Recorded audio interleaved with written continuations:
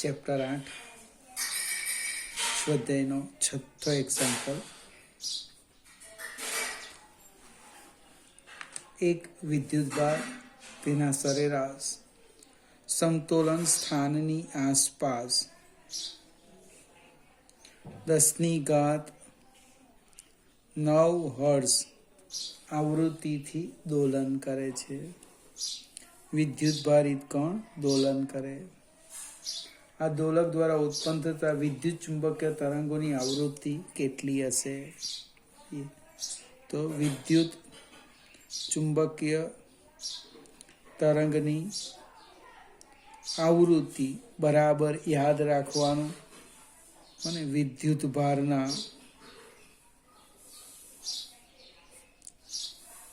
દોલનની આવૃત્તિ.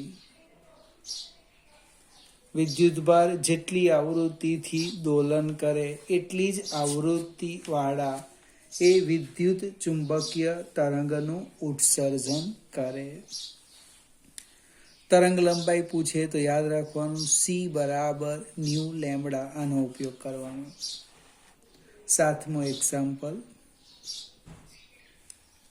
શૂન્ય અવકાશમાં રહેલ હાર્મોનિક વિદ્યુત ચુંબકીય તરંગનો ભાગ હોય તેવા ચુંબકીય ક્ષેત્રનો કંપ વિસ્તાર. શબ્દ જોજો, ચુંબકીય ક્ષેત્રનો કંપ વિસ્તાર આપેલો છે 510 ને આવું લખ્યું નેનો ટેસ્લા. નેનો મીન્સ 510 ગુણ્યા 10⁻⁻9 ટેસ્લા. ચુંબકીય ક્ષેત્ર એટલે સંજ્ઞા લખવાના બી અને કંપ વિસ્તાર મહત્તમ મૂલ્ય B0 કહેવાય. તો એ જ ભાગમાં વિદ્યુત ક્ષેત્રનો કંપ વિસ્તાર કેટલો પૂછી શકાય, એક ઓબ્જેક્ટિવ છે. તો C બરાબર આપણે યાદ હોય તો E0/B0. C બરાબર E0/B0. E બરાબર BC. આવું યાદ રાખવાનું. એટલે E0 C B0. C 3×10⁸. C પ્રકાશનો વેગ, ઝડપ એ અચળાંક છે, આપણે યાદ રાખવાનો. 510 ગુણ્યા 10⁻⁹ 9 માંથી 1 જેટલા 8, એ 8 અને 8 નીકળી જાય એટલે 3×51 બને, એટલે લગભગ 153 વોલ્ટ પર મીટર. ફરીથી ઘણી બધી જગ્યાએ આનો ઉપયોગ આવે, યાદ રાખવાનું આ સૂત્ર. 8મો એક્ઝામ્પલ.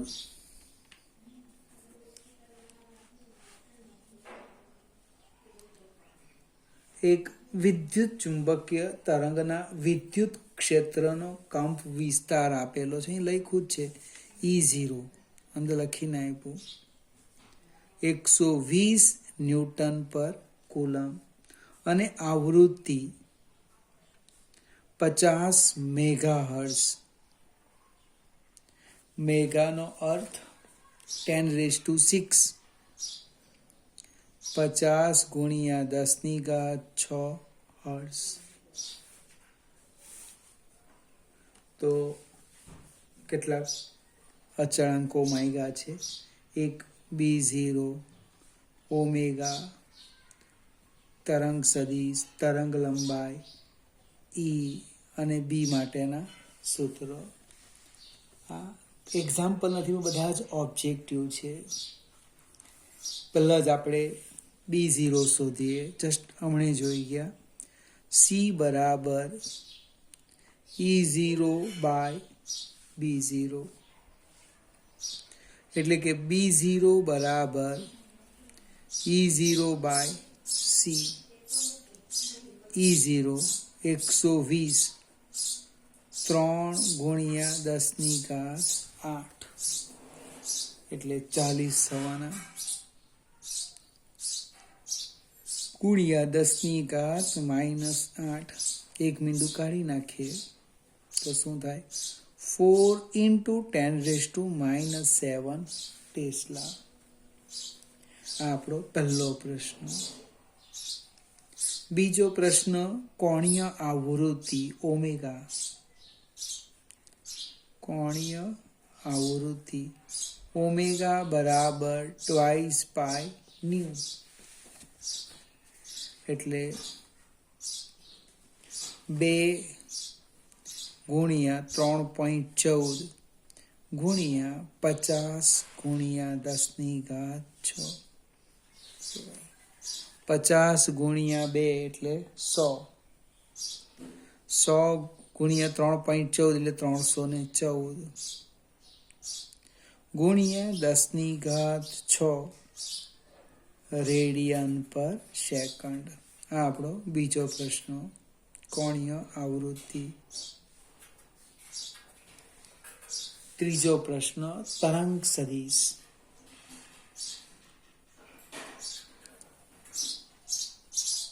તરંગ સદિશ 11મા ધોરણમાં આપણે શીખ્યા નથી એટલે ભૂલી પણ જવાય. સી બરાબર ω/k.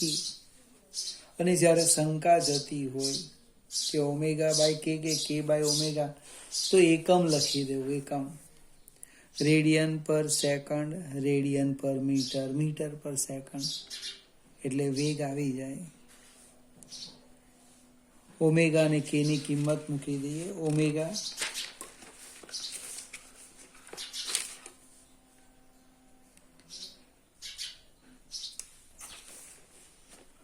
314 ગુણ્યા 10⁻6 છેદમાં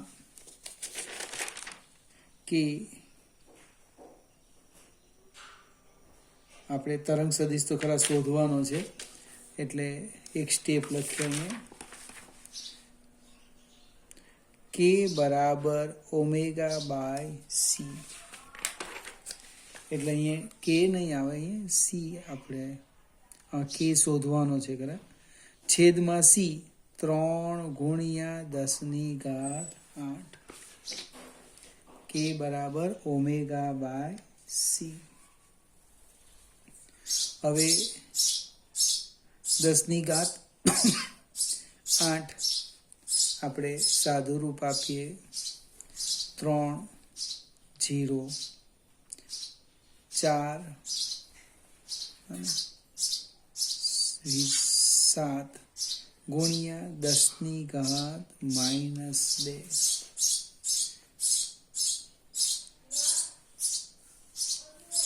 6 માંથી 8 જાય એટલે -2, એટલે લગભગ જો 1.047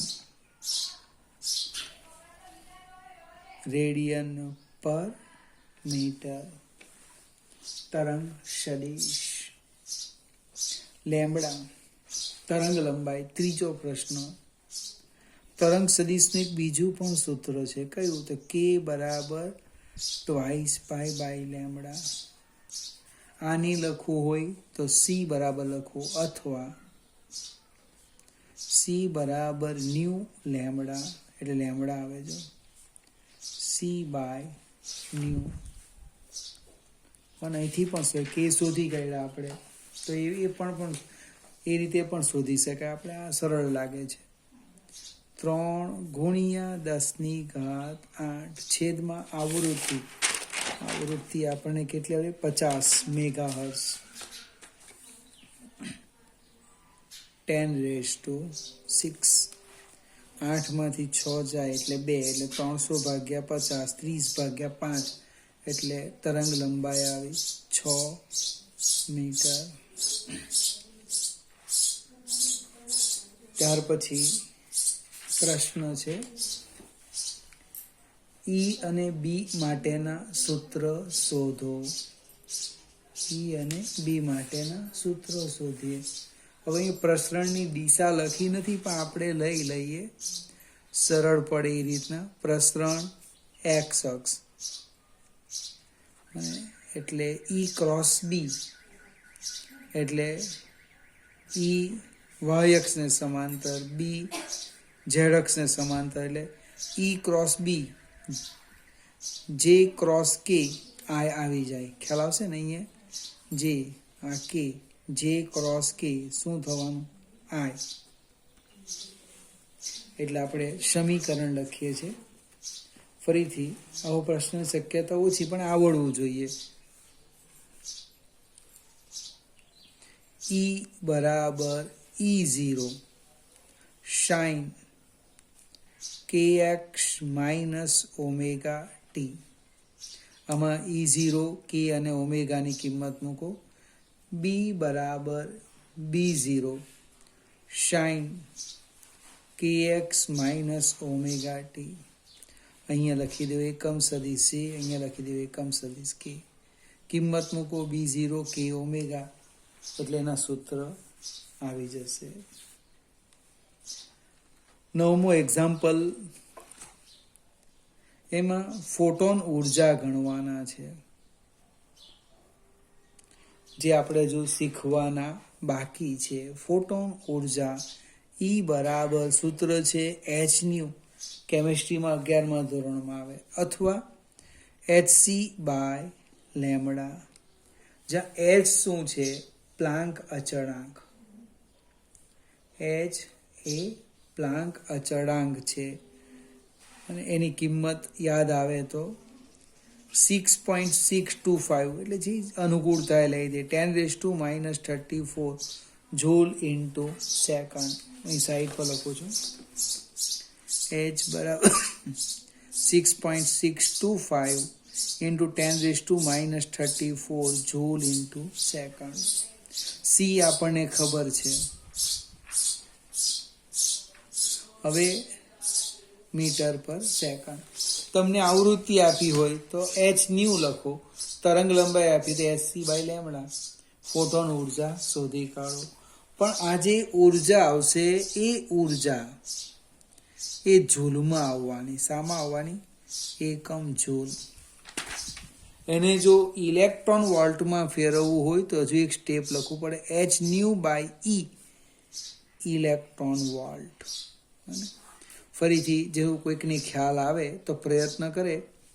જુદી જુદી આવૃત્તિ આપણે લેવાની છે, એને અનુરૂપ ઉર્જા જૂલ અને ઈવીમાં શોધવાની છે. ન સમજ પડે તો લગભગ ભાગ 2 હવે શરૂ કરીએ, એની અંદર આ ચેપ્ટર આવે છે.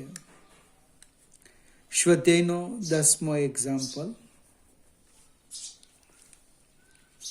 એક સમતલ વિદ્યુત ચુંબકીય તરંગમાં વિદ્યુત ક્ષેત્રના ત્રિજ્યાવર્તી દોલનોની આવૃત્તિ આપી છે અને કંપ વિસ્તાર આપ્યો છે. આવૃત્તિ એટલે ન્યુ.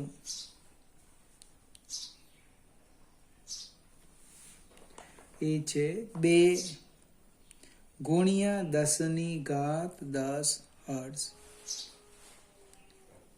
ત્યાર પછી વિદ્યુત ક્ષેત્રનો કંપ વિસ્તાર એટલે E0 આપ્યો છે 48 વોલ્ટ પર મીટર. પહેલો જ પ્રશ્ન છે, તરંગ લંબાઈ શોધો લેમ્બડા. હવે લેમ્બડા શોધવાનું છે. કેવી રીતે શોધીએ? તો કે સી બરાબર, એકવાર યાદ કરી લો, સી બરાબર ન્યુ ઇન્ટુ લેમ્બડા. એટલે કે લેમ્બડા બરાબર સી બાય આવૃત્તિ. સી 3×10⁸, 2×10⁻10, 3/2 એટલે 1.5 ઇન્ટુ 10⁻², મીટર, અથવા કોઈક આમ પણ લખે સેન્ટીમીટર. વિકલ્પો હોય ત્યારે બહુ જ કાળજી રાખવાની. એક સરખા જવાબ હોય. 1.5 મીટર લખે પહેલો, અને છેલ્લામાં લખે 1.5 સેન્ટીમીટર. આપણે તો 1.5 જ જોઈએ, એકમ જોઈએ જ નહીં. સરળતાથી માર્ક જતો રહે. બીજું B0 શોધવા કીધું તો એક્ઝેક્ટ એની બાજુમાં જ લખવું, C બરાબર E0 બાય B0, એટલે કે B0 બરાબર E0 બાય C.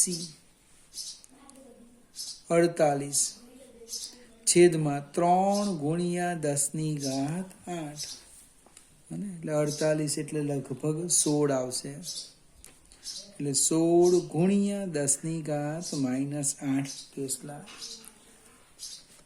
મિત્રો કદાચ તમારી ભૂલ આમાં થઈ જાય, B0 બાય E0 લખાય, ચિંતા નહીં કરવાની. ક્ષેત્ર ખૂબ જ નાનું આવે, 10 ની ઘાત માઇનસ આવે. જો મારાથી C ઉપર લખાયેલો તે તો ગુણાકાર હોતે તો અહીંયા પ્લસ આવી જશે, પ્લસ.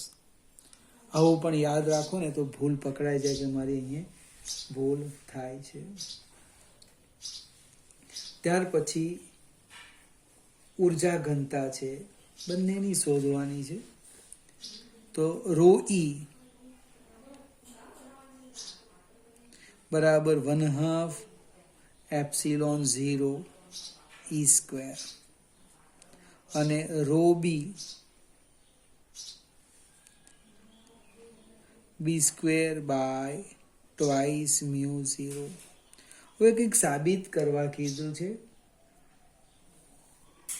દર્શાવો કે બંનેની ઉર્જા ઘનતા સરખી જ છે. તો ρe મૂલ્ય લેવું હોય તો મૂલ્ય લેવું, મૂલ્ય ન લેવું હોય તો ગુણોત્તર લઈએ, જોઈએ શું થાય. ρe by ρb 1/2 ε0 E² divide by B² by twice μ0. આ લગભગ 2 અને આ 2 નીકળી જવાના. ε0 μ0 ઇન્ટુ E² બાય B². હવે E² બાય B² જો એને આમ લખી દઈએ, ρe બાય ρb અથવા ρb બાય ρe, જે લખવું હોય તે, ε0 μ0 into E by B whole square. પણ E બાય B એ તો શું થવાનું, C. ε0 μ0 C², C બરાબર E બાય B. હવે C નું એક બીજું પણ સૂત્ર છે જે આપણે શીખા નહીં, 1/√ε0 μ0. એનો અર્થ C² કેટલા થાય, 1/ε0 μ0, અથવા તમે જો ε0 μ0 C² = 1. આને સમીકરણ 1 કહેવું, આને 2 કહેવું. સમીકરણ 1 અને 2 પરથી ρe બાય ρb = 1, એટલે કે બંનેની ઉર્જા ઘનતા અવકાશમાં કેવી છે, સરખી છે. મિત્રો અહીંયા લગભગ સ્વાધ્યાય પૂરું થાય છે. વધારાના દાખલા હું તમારા પર છોડી દઉં, અને એમાં પણ ઘણા બધા ઓબ્જેક્ટિવ છે, જાતે ગણજો, નો ખ્યાલ આવે કંઈક સમય મળે ત્યારે ચર્ચા કરીશું. હવે પછી આપણે ભાગ 2 શરૂ કરીશું. ભાગ 2 નું 9મું ચેપ્ટર થી આપણે શરૂઆત કરવાના છે. ચોપડી આમ તેમ મુકાઈ ગયું હોય તો શોધી કાઢવું.